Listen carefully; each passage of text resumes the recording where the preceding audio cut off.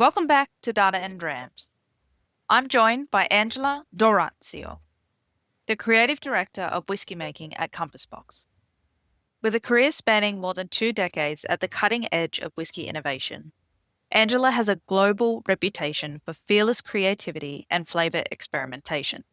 Angela spent over 20 years at Mackmyra, where she served as Master Blender and Chief Nose Officer, and was responsible for some of the industry's most unconventional releases.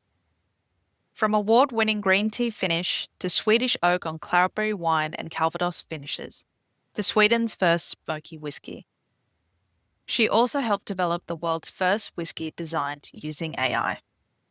She's a World Whiskies Awards whisky legend, an inductee into the Swedish Whisky Hall of Fame, and globally respected judge at major competitions, including IWSC, ISC, and the World Whiskies Awards.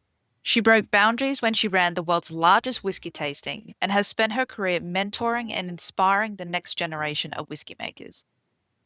As Creative Director of Whiskymaking at Compassbox, Angela brings her passion for boundary-pushing flavour and storytelling to a whisky brand equally committed to questioning conventions. Now, when I first got my hands on the AI intelligence whisky, I thought, wouldn't it be amazing to interview the mind behind this? Fast forward to now, and I'm so grateful to have had the opportunity to do just that. We spoke about Angela's journey into whisky, navigating male-dominated spaces, and her advice on how to lead within them. We also talked about how the industry is balancing tradition with technology, industry cost cycles, and digitization. Plus, we dove into her experience on the AI Whisky project and what those inputs, interactions, and constraints were, and how she sees whisky and their recipes evolving over the next decade.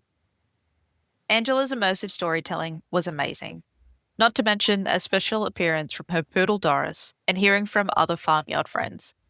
This is an interview I won't forget for a very long time. So pull up a chair, pour yourself a drink, and join Angela and I for Data and Drams. Well, thank you for joining me, Angela. I really, really appreciate it. I've been looking at, and we'll get into it, the whiskey that you supported to create. Once I had that, and I was like, wouldn't it be amazing if I got to talk to you? So it's a real pleasure for me to be able to be here with you. So I'm very, very excited. Before we dive into the rest of the questions, you want to understand how you got to the role that you are today and go a little bit back to where your career began, what brought you into whiskey and where you started. Well, thank you for inviting me again. I always think it's interesting to meet new people in the trade from various angles, and especially women who have something to contribute with to us all. And I think that the technical aspect of it, that's not my strong suit, I think. But I'm always eager to learn more and to talk more about the aspects of it all. So how I got into the business, I feel it's a banana shell kind of way. I worked as a waitress when I was younger. I did sommelier training, and then I helped a friend at a beer and whiskey festival.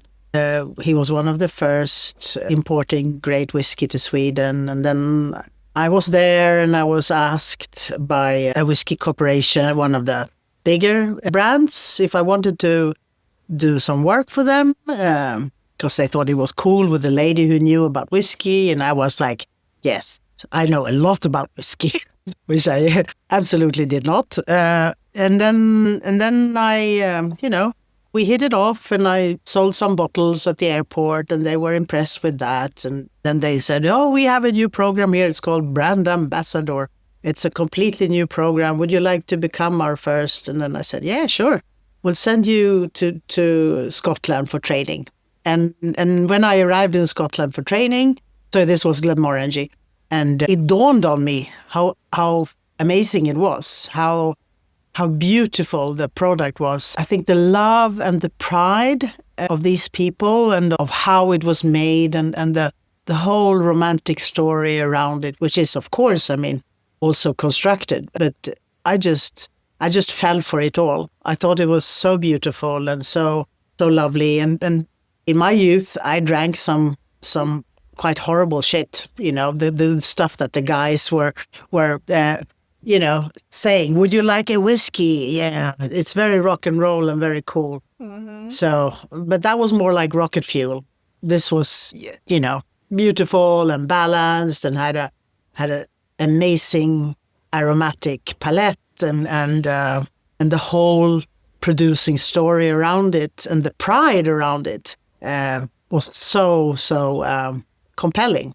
So I just fell in love with whiskey and from there it went.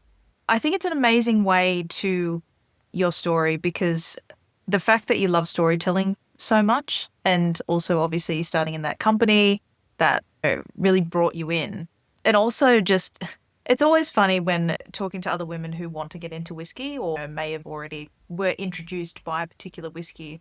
And generally, we don't always have the best experience. Like yourself, you were introduced to whiskey through a lot of rocket fuel whiskeys that, it may not have been your palate. And I think there are a lot of people who get introduced to whiskies that may be way too harsh for their palate, whereas you have to try and find the one that you're realistically interested in. And I was lucky enough to try some that kind of slowly built up into the world of whiskey, whereas some people go, "I'll try this." No wonder they don't end up enjoying it because that's their one and done. True. They go, "Don't like it," But I think that's fantastic. Do you remember your very first whiskey you ever tried? To be honest, no. But I remember some of the first whiskeys. I do remember. I remember going to Piano Bar in Siena, which was the town in Italy where I stayed for some years, as my father came from there. And me and my friend, we went into this lovely place, and she said, "Well, this is very cool and very something that has been coming is the Scotch malt whiskies." So we tried, I think it was like 6-year-old Glenlivet and 6-year-old Macallan and perhaps 10-year-old Glenmorangie. You had a bit of a flight. Yeah, so we tried that. Yeah, I don't think we didn't do that on the same time. So we went there. That was our place, and we took one and said, "Okay, let's try this one." So no, we wasn't. We were not that advanced. That's a pretty nice place. No, and it was just. I remember it being so soothing and welcoming. That was the experience I remember, rather than the actual taste. I felt it was like this is good shit, rather than the stuff the tough stuff. Yeah, the rocket fuel. People say, "Well, this is cool. Yeah, I quite like it." So those were the first ones. And then I remember some years later, I was in Sweden, and I think I just done that first job for Glenmorangie, but I haven't done the training. So I ordered a bottle of Islay whiskey from the UK, which was then ordering whiskey to Sweden was always a big no-no because we have monopoly here, and But so I did that anyway but the risk of not getting the bottle was big. That was the thing. But actually, I got the bottle and I opened it and I tried it, and I remember the first taste. It was like, wow, this is so strange and unusual and medicine-like and weird, but I'll give it a go in a couple of days again because I want to, to be able to get used to the taste because everybody says this is very good. So I tried it again, and the second time my body said, "This is quite interesting. It's not that bad, actually." And the third time my body said, "This is actually quite good." So it just took me 3 times to get settled into it. And I really got the acquired taste, what that meant. So that was my first smoky whiskey experience. Then after that, I've been sort of curious and learning about all the differences of the smoky whiskeys and how they perform is so interesting. Because when I made smoky whiskey for Mackmyra, the Swedish whiskey maker, that was always the most challenging thing to do. The biggest job every time we had this bottling. It was always very interesting to see which casks we could use, and it was always a sliding of the recipe to make it. And now that we make Peat Monster for Compass Box, it's the same. So it's always a bit of sliding when you create recipes anyway. But with the smoky whiskies, I feel it's so exciting because the difference that comes from each cask, you have more variables sort of when you have smoke. I love hearing about that. You mentioned when you first came into your career within whiskey, you were one of the first women. It sounded like you very much took a leap with all of the roles that were presented to you to go, absolutely, yes, I'll give it a crack. Mm-hmm. At the start of your career, I'm assuming that it wasn't as inclusive as it is now. We obviously have quite a long way to go. Looking back, was there a time, or can you share what was one of the hardest moments around that boardroom barrier that you came across that you had to kind of break down? Did you have any moments like that? Of course. I wouldn't say very many, because I've always been a quite sort of frank person, and I've always had a gut feeling for where to go and where to not go. Yes, I've had moments like that. Looking back, I would say I've had a quite good path in that sense. And then I think my sense of humor has always been sort of trying to joke about things and saying things straightforward. And I can give you an example, which was like one of the competitions I was in. So there was a lot of men with beard judging together. We were all judging at a faraway location, all locked into a hotel doing these judgings for a week. And in the morning we were there for the breakfast, and there was a beautiful young waitress serving us at the table. And one of the guys, he said, "Oh, look at this young lady. She's amazing. Beautiful." And the other one said, "Yes, I had her in my room the whole week." And and I was like, ah. And then I said, "Oh yeah, did you? I didn't know you had your grandchild with you." I said, "No." And and he was so pissed with me for quite a while after. Good on you. So I think my humor many of these times have kind of sort of lightened up my own experience of the boring ways of looking at women sometimes. Yeah, I completely agree. I love that. I would have loved to be a fly on the wall. Yes, yeah. So I still think that was. Usually, I'm not that quick in finding a thing like that, but I think that was one of my best, if I may say so. Yeah, and then I've had some conflicts, of course, throughout the years, and generally I've been able to be frank about them and talk about them. And a couple of times I've got super support from the organization behind, and sometimes people have, just said, well, good you handle it that way, and they haven't done anything else, so they haven't sort of backed me up. Yeah. And I guess that has more to do with the person not being able to handle it, and also perhaps the organization not having clear structures to handle things like that. Okay, if someone comes and says this, what are you going to do? Yeah, what do you do? So, but I haven't had big problems around that. But then, of course, douchebags and some bad example of men in leadership and stuff like that. But I don't feel that's completely female experience. That's more like where you are in your life, and people happen to be there. Yeah, absolutely. And I think irrespective, you're always going to find bad leaders. You're going to find people who should be managers, not leaders. I think people take their title in those ways of just because you're a leader doesn't make you one. You need to actually learn that skill.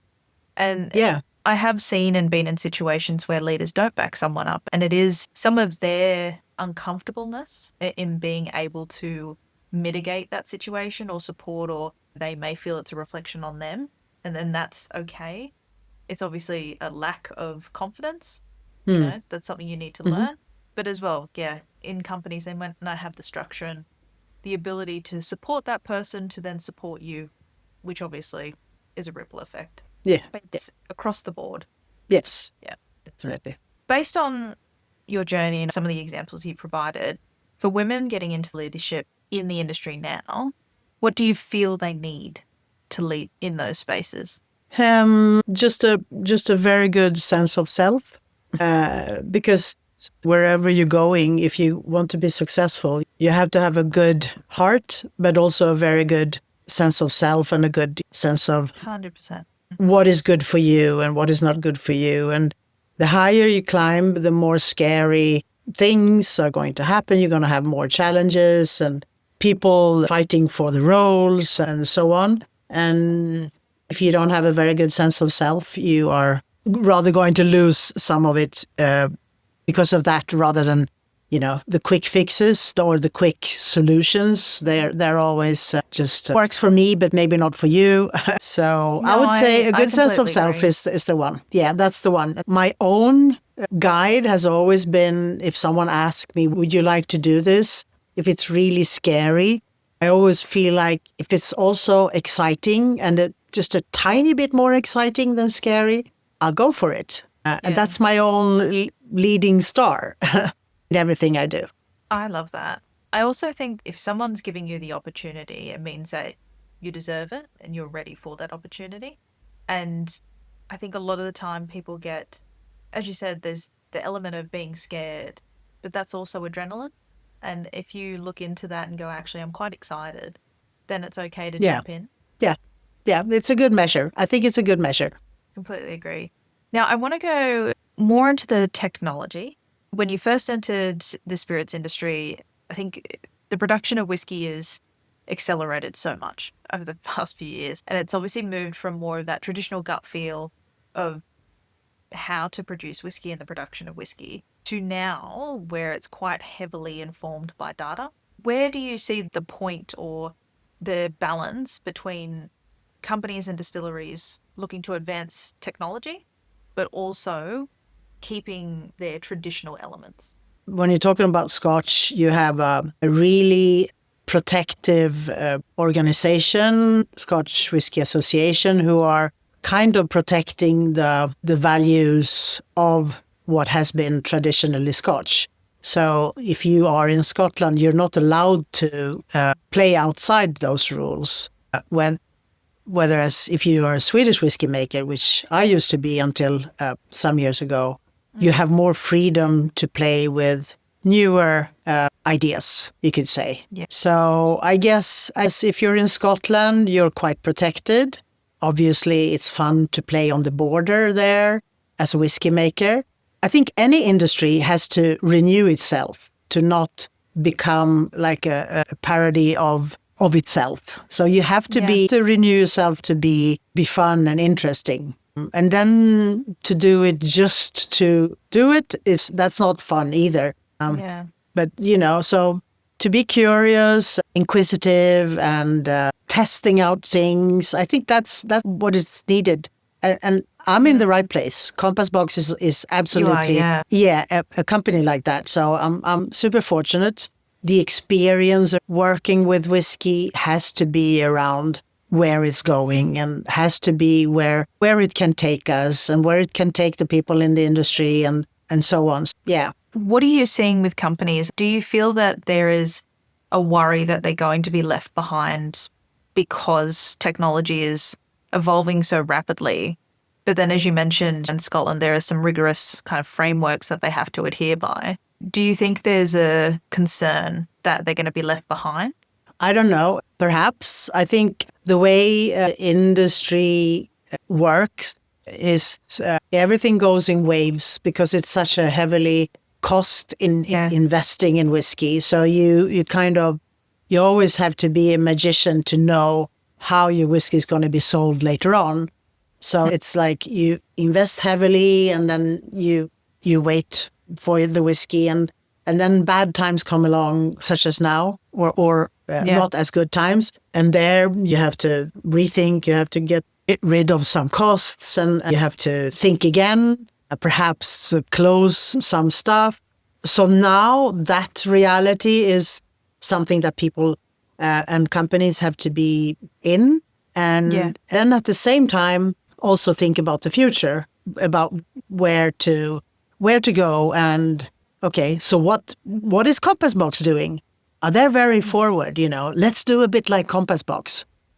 Let's be more innovative in that sense, or let's be more experimental. So you look at the others and then you steal a bit here and there. And I guess that's how you do and how it works. And then the getting left behind, I don't think there's no company that has that as a leading star, because it's the negative.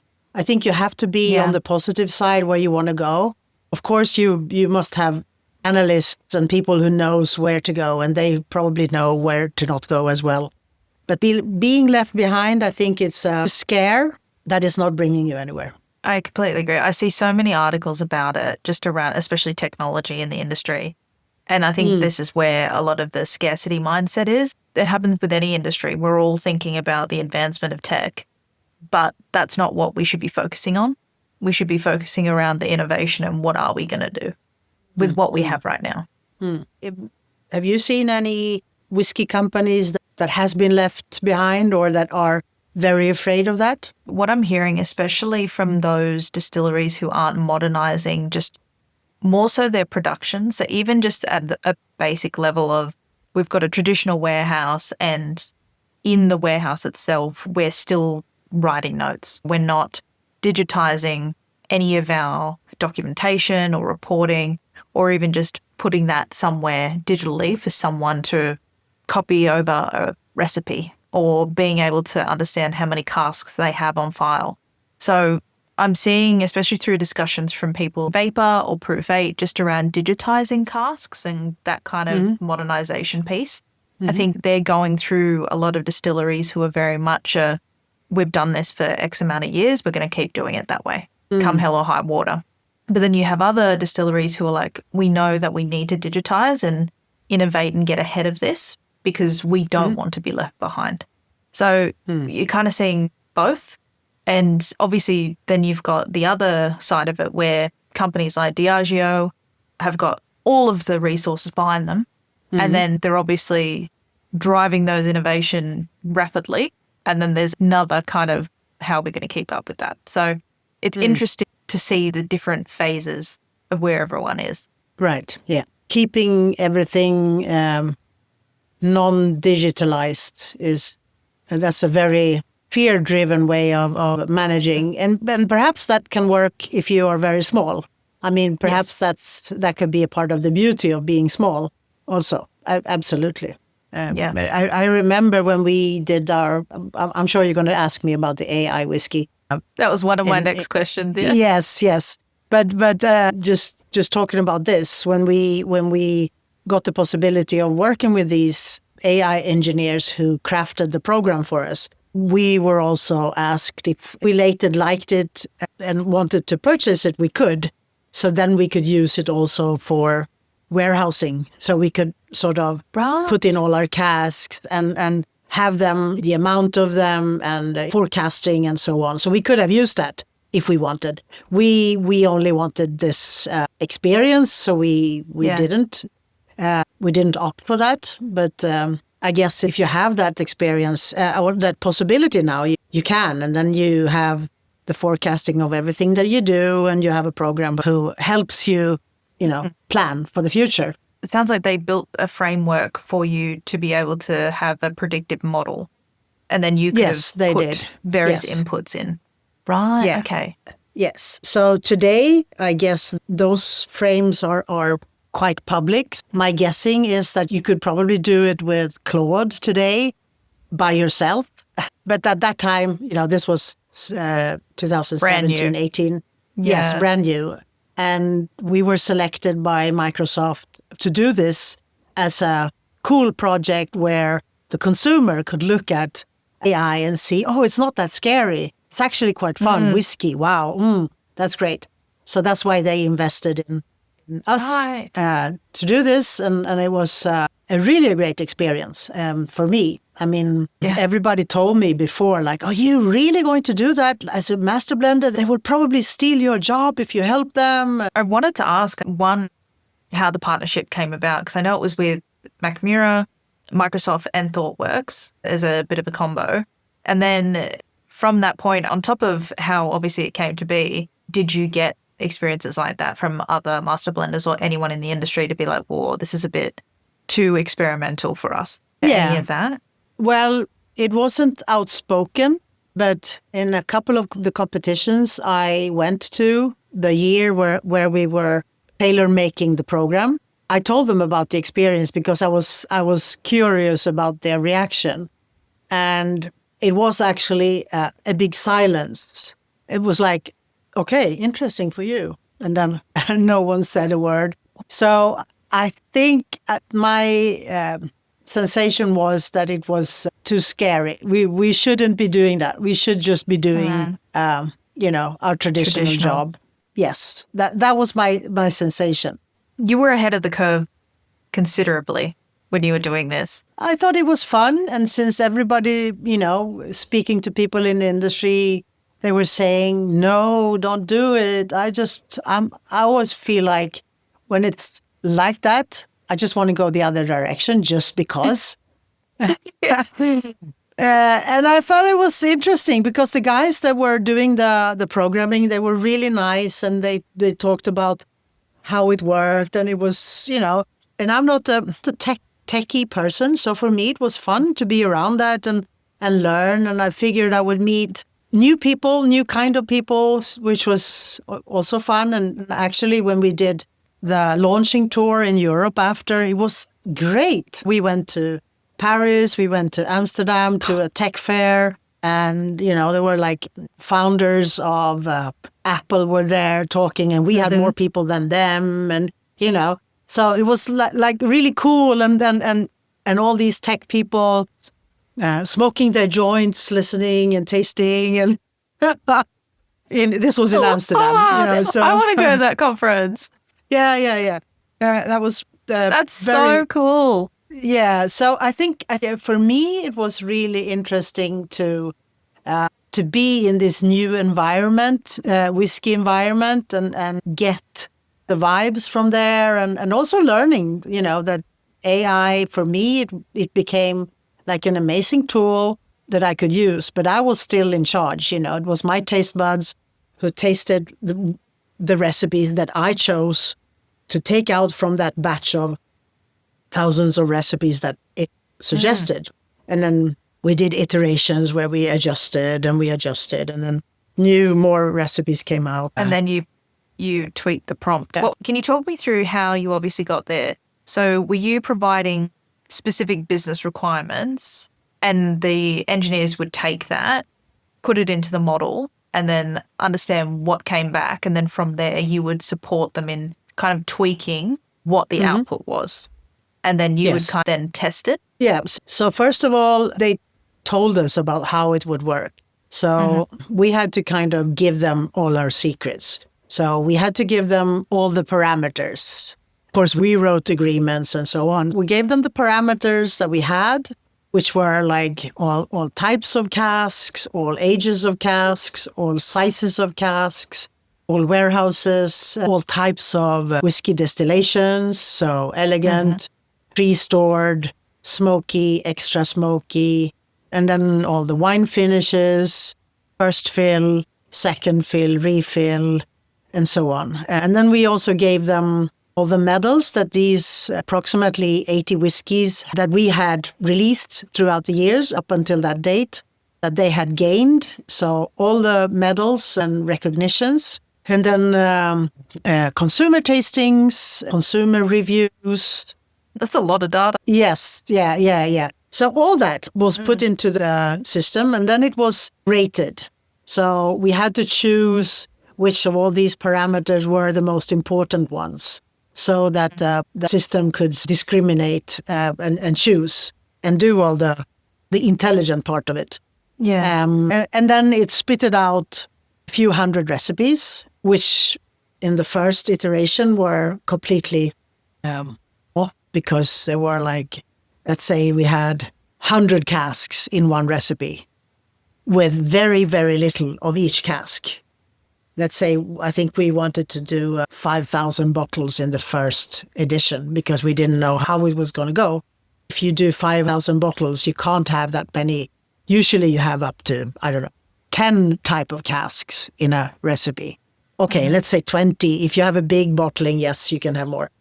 So we have to narrow it down and give it new instructions. So not more than X amount of casks. And then another iteration was it gave us a lot of smoky whiskey because apparently we had won most medals at smoky whiskies. Right. Yeah. So it's obviously leaning towards that, Yes. irrespective, because that was what you put in. Yeah. Yes, yeah. So we then said, no, if this is going to hit, we want more people to try it. So we think that maybe smoky whiskey is not what to start with. So we lessened that. So we said, okay, not more than 2% of smoky whiskey in the make. And then so on and so forth until a few iterations later. Yeah, I chose 5 recipes that I thought, A, we would have the casks ready. B would be of something specific that recipe would be talking about, like Swedish oak or sherry casks or whatever. And then those 5 recipes, I took out some of the best casks we had, and then I did samples for people in the company to try. And then we had a discussion and decided that the bourbon cask variation with some Swedish oak inside was the most interesting part to start with. So that became the intelligence number 1 that we released. We'll get it up there. Yeah. Okay, you have the number 1. I've got number 1. I refuse to open it. It's my pride and joy. Oh, that's great. I've got lovely. number 1. I've got number 2 here, which I will have because I was like, as long as I've got number 1, I'll try number 2. Okay, cool. So that was the procedure. And I think you have to have the expert. That's generally the idea. You have to have the expert who drives it all. If you are, you're asking someone to help you distill out the best possible combination for you, you still have to have someone who chooses the casks or knows they exist.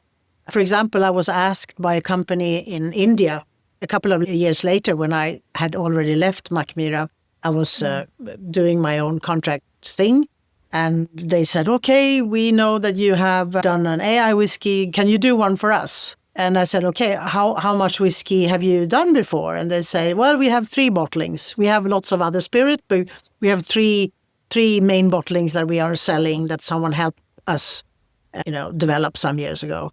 So I asked them all the questions to understand how I could help them. And at the end, I said, well, I think it will be difficult for me to help you because you don't have enough data to make something fantastic, because you don't have variation of whiskey in store. If you decide now to make it, we can make it in 10 years' time or whatever. But if you want to do something now, you will have to have whiskey ready for now. So I don't think I can help you with that because you don't have enough whiskey and you don't have enough parameters. So the person got a bit annoyed with me and said, well, let's buy the whiskey then. We can buy the whiskey. And then that's like, if you do that, we then have to research a lot more to put into this. And then it will not become your product. And then you will have to buy that kind of whiskey all the time. First of all, it will be much more difficult to create something with other people's products. And then secondly, when you're going to recreate it, if it's going to be successful, you then have to know that you can get that exact same. So we didn't do any collaboration because I was not helpful enough, I think. But like, why can't you do this for us? Yes. So that's the thing. So that was my takeout. It was an amazing tool and fun. And if we would have bought the software, we could have created a lot more fun things if we wanted. So my question that I got when I went out after, was it very much different from the stuff you did that you had created before? No, because I guess, it's sherry whiskey or it's smoky whiskey or it's, so you know the parameters and you know what you have in your warehouse. And of course you can get new ideas. Of course you can. But generally, in the ballpark of what you already have, you already know. Absolutely. And I like what you mentioned before, just around you need to have the expert involved. And that's with any data science project is you need to have a human in the loop. You need to have someone who is going to be implementing those guardrails so that you can check the output is actually what you want. And also understanding if you have enough data to be able to get the output that you're looking for. And like you said, the other example of, well, no, you don't have enough data to create something unique. And if you are just going to use AI to create a recipe without your own data input, well, you're just taking from everyone else. So then it becomes a more ethical question. Yeah, as well. Yeah. Even though that you had the human in the loop, was there anything that came out that said, yep, the model's accurate or showing that it's accurate, and you yourself have obviously blended a number of whiskies that you were like, this isn't going to work? Yeah, like the example of the extreme amount of casks. Yeah.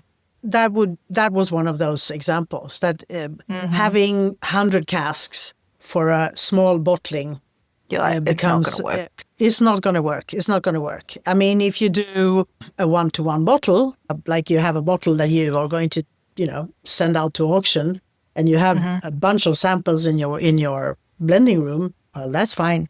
You can do that. You can do a composite of, whatever, and then do it. But if you're going to blend and have 100 casks, that becomes a too big administration and too heavy cost for a small bottling. Yeah. And I mean, I love that you were able to call that out as well, to be like, no. And that just shows the importance of having a human in the loop and an expert. Yes. Yes. One of your previous titles, which I love, was Chief Nose Officer, which I think a handful of people in the world have ever had. Yes, CNO, which I think that is so cool. We've talked about, technology advancements, but we're seeing quite a lot more of those IoT sensors, and we see the application of data. What is one thing that you feel the human nose and obviously the human gut can do that a sensor or technology will never replicate? Well, it's the human experience that is brought along by the blender. I guess you can probably one day create a human experienced nose, which has all the data that a person has. But for now, it doesn't. So my experience with my, Swedish raspberry bushes when I grew up, and the cloudberry, the warm cloudberry jam on cold vanilla ice cream, and I don't know, all those things brings my experience into my blending. And for now, no computer can do that. You just transported me to this beautiful place. I was like, I've not had any of that. Sounds magical. You have to come to Sweden and try it. My brother-in-law is Swedish, and he and my sister often go. So I'm like, can I tag along? Oh, there you go. You could go with your family. I know I need to. All right. Are you ready for the rapid fire? Okay, shoot. Okay.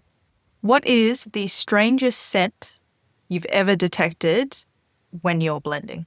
I guess sometimes there are meaty, funky aromas that are sort of really strange, but in the togetherness of it all, they really work. So if you take them out of the context, they are super weird.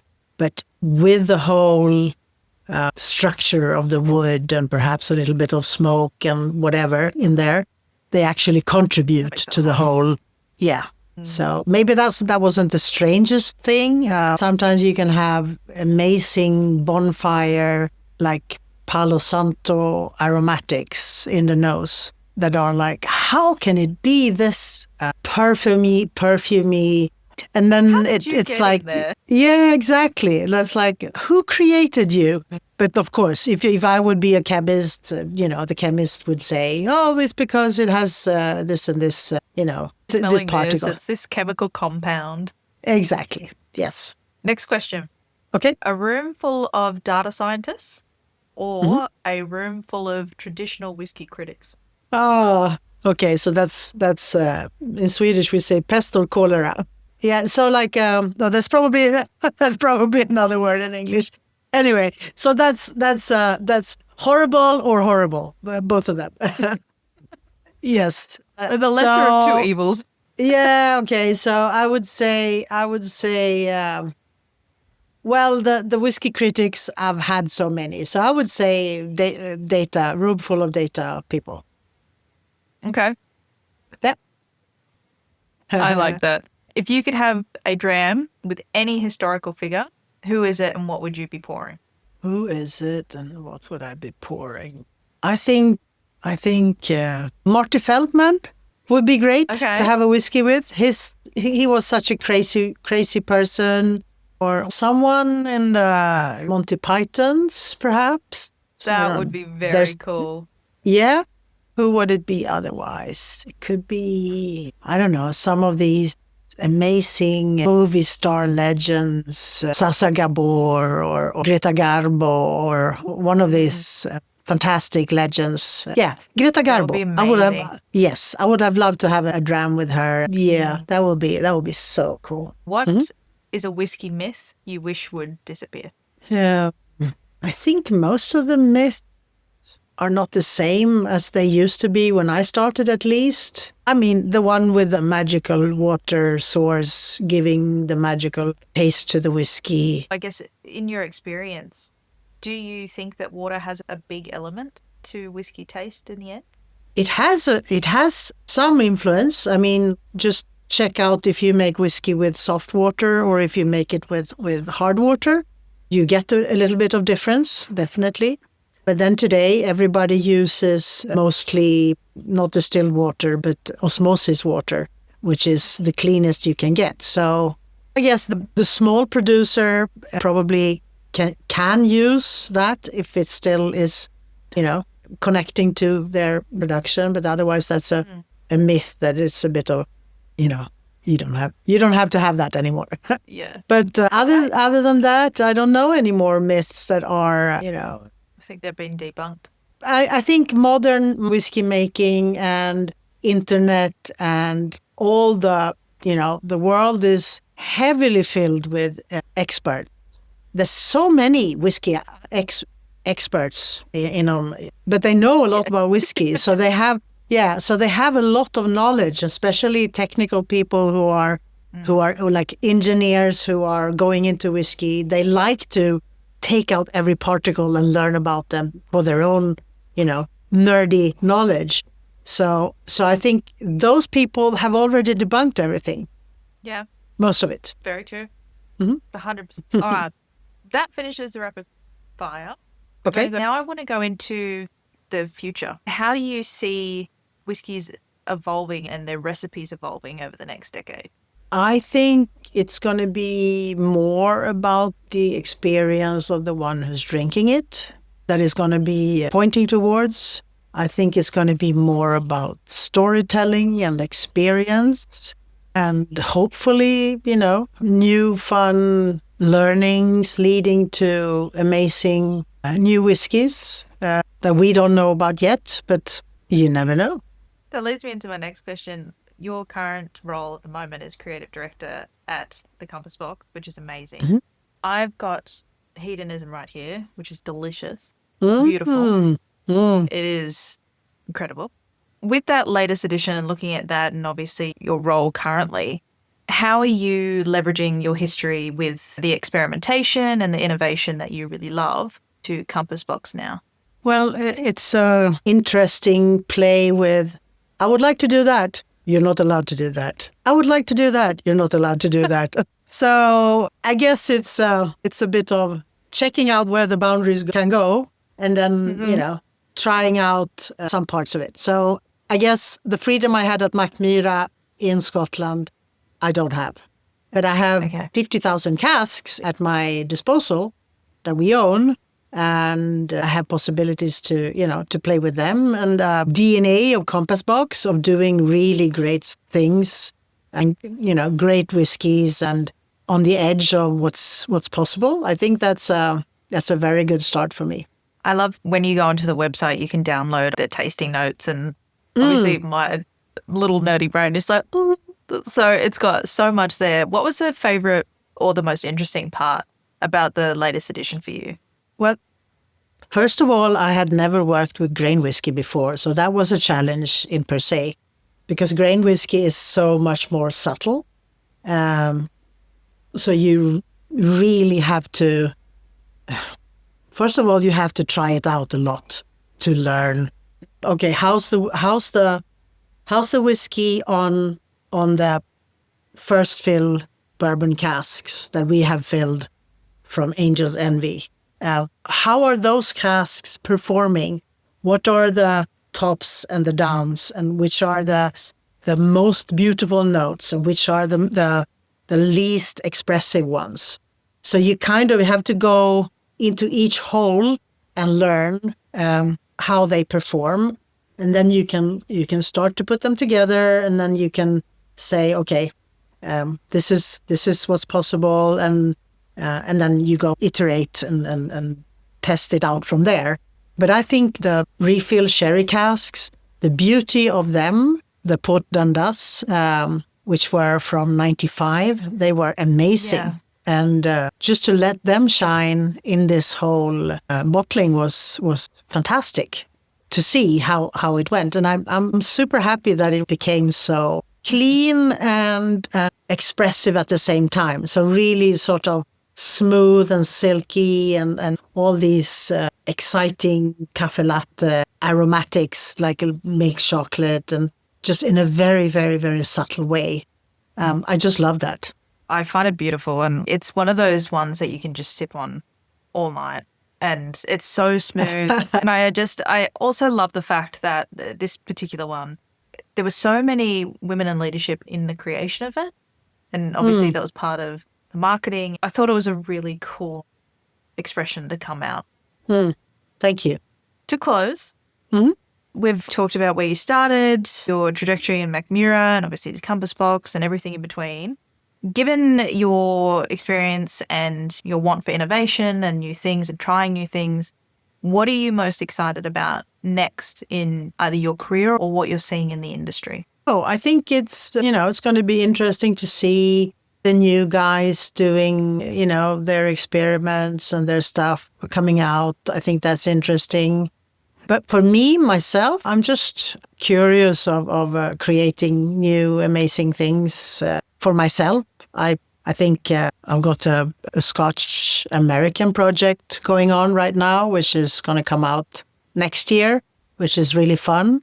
Is that what you were doing over in the US? I was in the US to help the US team, to meet their customers, and they had some Father's Day sales coming up. We went to different stores to do bottle signing. I had some fantastic tastings, one in LA for a club there, and then I had another one at Specs in Houston, and a podcast in Chicago, and a fantastic event where a couple that bought a bottle from the UK distributor, Master of Malt, they won a trip to the US to visit, an event with me and Karen Gillan, which then became like the event of the year in New York at the bar of the year, in my view, Sip and Guzzle. So it was just fantastic, and Karen was amazing, such a lovely personality, talks to everyone, very available and fun, and has a super Scottish humor, and just great, just lovely. So that was a fantastic event. That closed my trip to the US for 2 weeks. I was over for 2 weeks. Extremely exhausting, but fun. That sounds incredible. So the US project that you're working on at the moment, completely separate? Mm-hmm. Completely separate, yes. Ooh, very exciting. Okay.